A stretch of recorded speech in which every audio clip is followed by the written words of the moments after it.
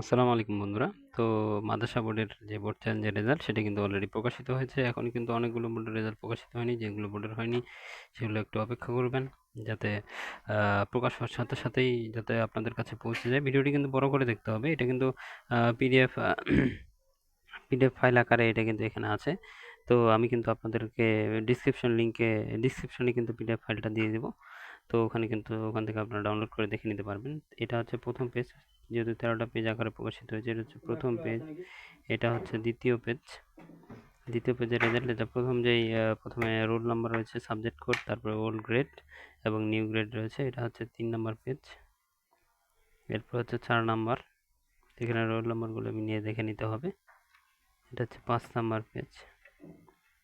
এটা হচ্ছে 6 নাম্বার রেজাল্টের। এটা 7 নাম্বার পেজ। এটা হচ্ছে 8 নাম্বার পেজ। রেজাল্টের যে পিডিএফ সেটা কিন্তু ডিসক্রিপশনের লিঙ্কে দেওয়া রয়েছে, সেটা কিন্তু আপনারা সেখান থেকে ডাউনলোড করে নিতে পারবেন।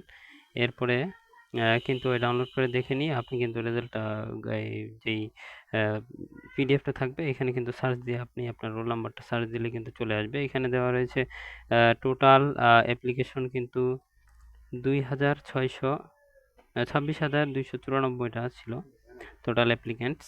এখানে কিন্তু রেজাল্ট চেঞ্জ হয়েছে মাত্র 382 জনের।